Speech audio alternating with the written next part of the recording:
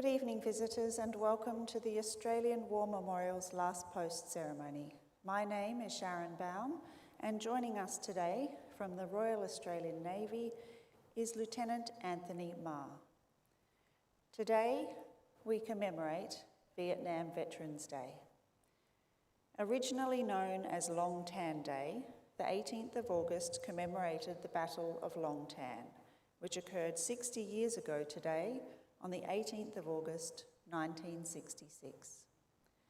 As part of our commemorations this evening, we will share the story of one of those listed on the Roll of Honour who died during the Battle of Long Tan. Over time, the 18th of August was adopted by Vietnam veterans as a special day of remembrance for all Australians who served and died during our 10-year involvement in the war. Some 60,000 Australians served in the Vietnam War between 1962 and 1972, of whom 521 died and almost 2,400 were wounded. But many of those who returned home carried not only their physical wounds, some also suffered lingering illnesses, while others carried the mental scars of war. Most faced a lengthy battle after the war against these legacies of Vietnam. Their families endured those hard times alongside them. Late in the war, public attitudes had largely turned against Australia's involvement in Vietnam. As a result, some of our Vietnam veterans also felt poorly treated by their fellow Australians upon returning home, and that their service was not properly honoured. In time, this was acknowledged, and redress began with the October 1987 Welcome Home Parade in Sydney. This was followed by the dedication of the Australian Vietnam Forces National Memorial on Anzac Parade in 1992. After the Welcome Home Parade, this day, the 18th of August, officially became known as Vietnam Veterans Day. So today, we remember all our Vietnam veterans of all three services: Army, Air Force, and Navy. We give thanks and pay our respects to the men and women commemorated here on the Roll of Honour and to the survivors who came home. Today, we are especially honoured to acknowledge the veterans of the Vietnam War and their families and association members who are joining us this evening. We thank you all for your service. 2026 marks 125 years of dedicated service by the Australian Army and its predecessors, and today we remember and pay tribute to Private Richard Alfred Aldersea. We warmly welcome his family who are in attendance today. This evening, we also warmly welcome, representing the Returned and Services League of Australia ACT branch, Mr. Paul Garai, Secretary of the ACT Division of the Air Force Association, Group Captain Macaulay Cottrell, retired, and the delegation attending from the Newtown RSL sub-branch. We welcome the veterans who have served, those that are still serving, and the families that love and support them. The live stream of this ceremony is made possible by the Returned and Services League of Australia and the RSL and Services Clubs Association. We welcome members who are watching the broadcast of this ceremony across Australia. During this evening's ceremony, wreaths will be laid at the base of the Pool of Reflection by family, by visitors to the memorial, and by students on behalf of Benvenue Public School visiting from Armidale, New South Wales, and students on behalf of St Bridget's Catholic Primary School, Coonamble, visiting from Coonamble, New South Wales. Australia's Federation Guard is the tri-service ceremonial unit of the Australian Defence Force. They provide a ceremonial presence at civil and military events and during visits to Australia by foreign dignitaries. The Guard will now dismount the catafalque party from the tomb of the unknown Australian soldier. Command party, attention. Command party, quick march.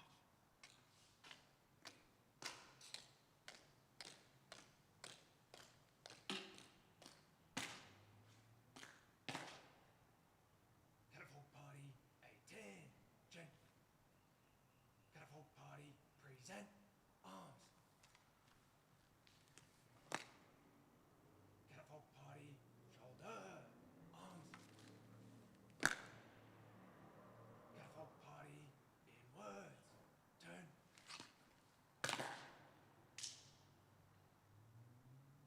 Catapult party, slow.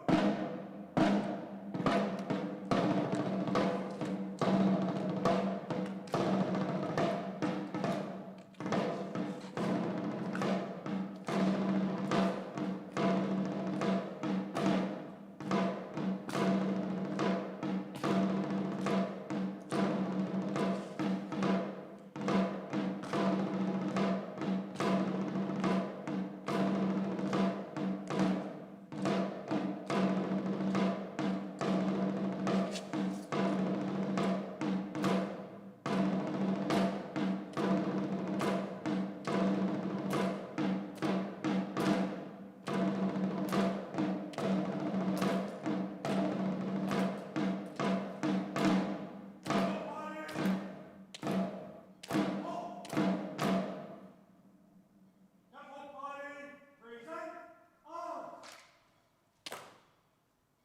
Catapult party, reverse.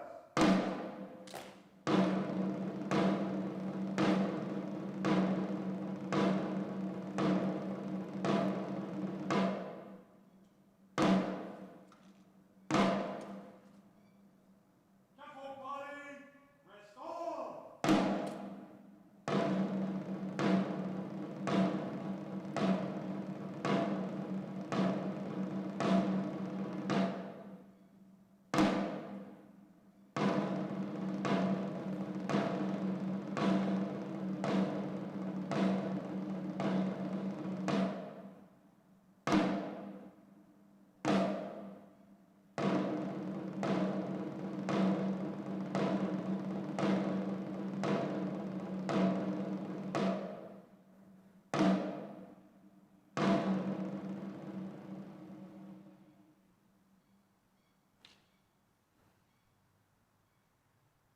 If you are able, please stand and join in singing the national anthem. Catapult party, attention. Catapult party, present arms.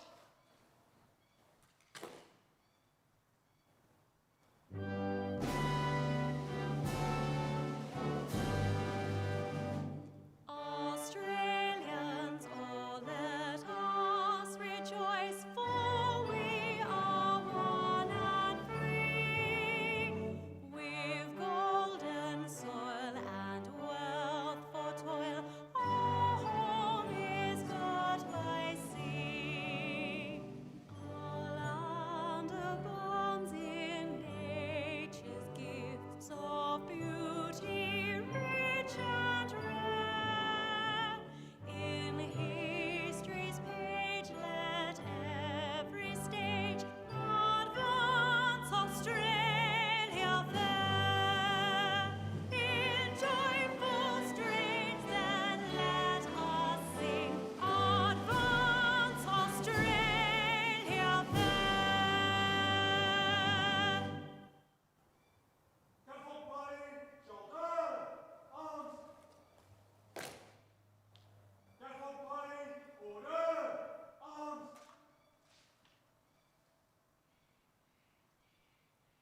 Students and those requiring a seat, please be seated.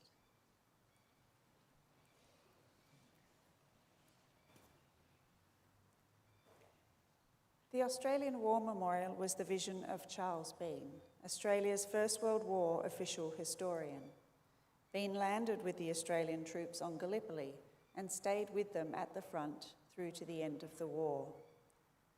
The idea of this national memorial and museum came to him at Pozières France, in the depths of the bloody fighting of 1916. Bean's idea was that this would be a place where families and friends could mourn loved ones buried in faraway places. It would also be a place that would help all Australians understand what these men and women had endured and what they had done for us. Bean's vision, to which we remain true, is best expressed as inscribed in the entrance to the memorial's galleries. Here is their spirit, in the heart of the land they loved, and here we guard the record which they themselves made. Tonight we will read the story behind just one of those on the Roll of Honour, which lists the names of more than 103,000 men and women who have given their lives for us in war and on operations for more than a century. But first, we present a lament, Flowers of the Forest. Wreaths and floral tributes will now be laid at the base of the Pool of Reflection.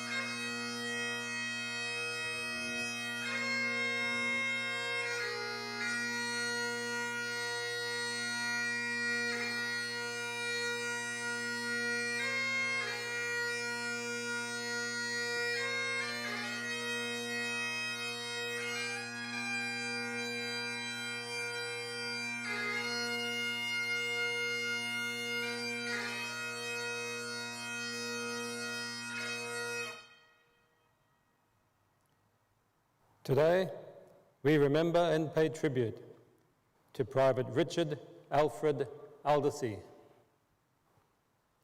Richard Aldersea was born in Netherlands, a suburb of Perth, Western Australia, on the 29th of July 1946, to parents Alfred and Ivy Aldersea. He had an elder brother, Jim, and two sisters, May and Virginia.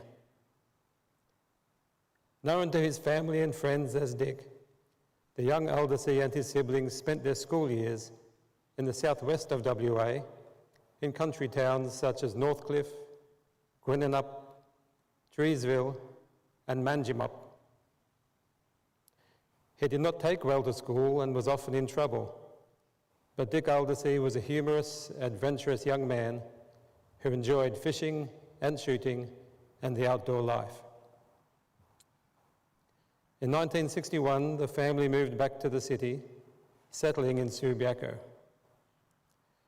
Dick got work at Keystone Garage in Claremont as a lube technician. In 1964, he decided to join the Citizens Military Forces with the intent of going on to join the Army as a regular. He wanted to volunteer rather than be conscripted, the National Service Scheme being introduced in early 1965. Aldersea eventually joined the 6th Battalion, Royal Australian Regiment, which was raised on the 6th of June 1965 at Alamein Barracks at Enoggera in Brisbane. He ended up in 10 Platoon Delta Company and soon became an excellent soldier, operating the M60 machine gun. Around this time, he met a girl named Beverly, and after a short romance, they were married. Shortly afterwards, Private Dick Aldersea and his comrades in 6 RAR deployed to South Vietnam. Arriving early in June 1966, the battalion worked at establishing the Nui Dat Task Force base in Phuoc Tuy Province, southeast of Saigon. They began acclimatizing, clearing the surrounding area, and imposing their dominance against the enemy. In August, the enemy Viet Cong decided to respond and challenge the newly arrived Australians. Bombarding the Australian base on the night of 17th of August, the Viet Cong wanted to get a response, hopefully luring an Australian force into an ambush. Late on the afternoon of the 18th of August, Delta Company took over patrolling, heading east about 5 kilometres from base. After an initial small-scale clash, suddenly the Australians found themselves pinned down under heavy machine gun fire from one flank and soon found a strong Viet Cong force also massing to their front. Over the next 3.5 hours, the 108-man company held off attacks by a much more numerous enemy, thought to be around 1,400 strong in total. Timely interventions from RAAF helicopters, effecting an ammunition resupply, and the arrival of reinforcements by armoured personnel carriers were important. But most of all, it was the artillery, firing over 3,700 rounds that saved Delta Company from being overrun. 17 Australians were killed in action at Long Tan, and 1 more later died of wounds. Dick Aldersea and his number 2 on the machine gun, Private Max Wales, died during the last phase of the battle as the enemy tried to form up for a final assault. It is thought that Aldersea moved his position to get a better field of fire and was killed outright by the enemy. Wales went to get the gun and was also killed. Dick Aldersea's remains were returned to Western Australia. On the day of the funeral, shops in Subiaco were closed and owners and staff stood a guard of honour as the hearse drove by. He was buried in Karrakatta Cemetery. Aldersea was 20 years old. His name is listed on the Roll of Honour on my left, among more than 500 Australians who died while serving in the Vietnam War. His photograph is displayed today beside the pool of reflection. This is but one of the many stories of service and sacrifice told here at the Australian War Memorial. We now remember Private Richard Alfred Aldersea, who gave his life for us, for our freedoms, and in the hope of a better world.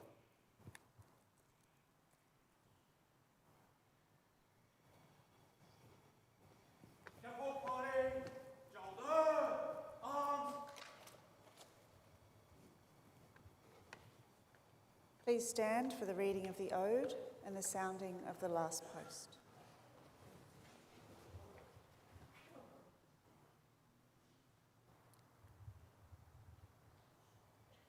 They shall grow not old as we that are left grow old.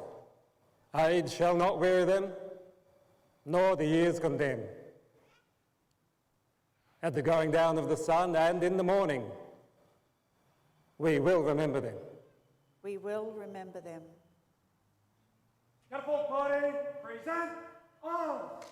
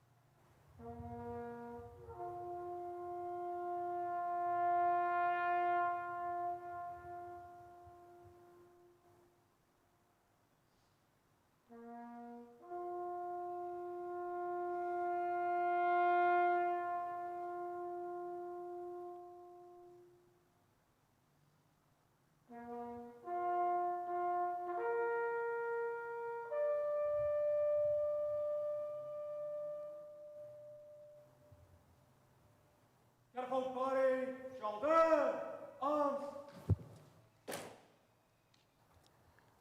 Lest we forget. Lest we forget.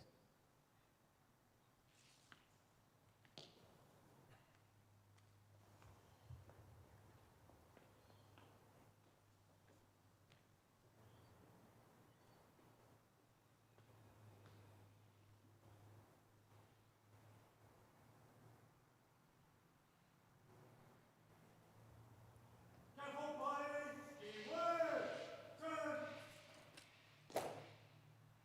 Catapult party, quick, march.